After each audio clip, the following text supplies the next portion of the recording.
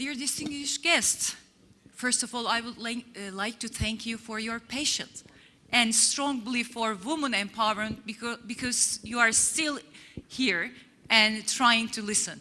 Thank you for that.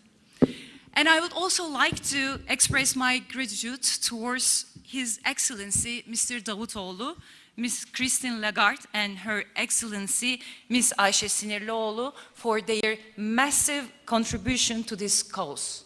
Furthermore, I would like to thank all the panelists and the members of W20 Organization Committee, KAGİDER, for their valuable and informative discussion. We have come together today to officially launch the W20, and it is truly a historic moment of a great honor and pride. From this day on, under the banner of the G20, W20 will function at the same level as the other engagement group. This is a testament of significance placed upon women by the leading nations of the world for both the social and the economic dimensions. Your will, combined with your actions, made this possible. I would like to once again thank all the participants' valuable contributions, but I would like to highlight two of them.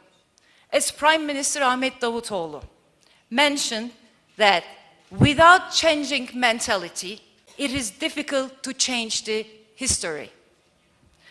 So men and women are shoulder to shoulder in economy, schools, university, in all segments of society. And each increase 1% of female force adds $8 billion global GDP. And IMF Chief Christine Lagarde has made an inspiring speech. And she said, what matters is what is delivered. It is just the fact that our Turkish government also set for implementation. She pointed out women's contribution to economy boosts economic growth, it raises the GDP per capita, raises absolute income, it helps reduce inequality and poverty. I would like to once again thank them and all our speakers for their valuable contribution. As you know, the main goal of G20 is boost the global GDP. Furthermore, it is also a well-known fact that this goal is impossible to achieve without women. Gender inclusiveness has a direct correlation with the performance of countries' economies. So it is definitely possible to see growth in the form of sustainable growth in gender inclusiveness. Many sources label this as a smart economies. Indeed, to benefit from all gender, this is adding more than half of the population to labor force is simply put a smart economies. In fact, women should have been involved at the inception of the G20. Global GDP growth without women is impossible. Women offer an opportunity to stimulate economic growth. As you are all aware, the primary numeric target we have set is 25 by 25.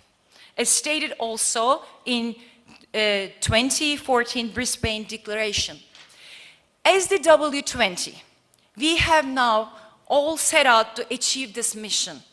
I must also add that it is also within the duty of all G20 members to set an example and influence those outside the G20 to reduce this gender gap. This is also an example for significant improvements in countries' economies.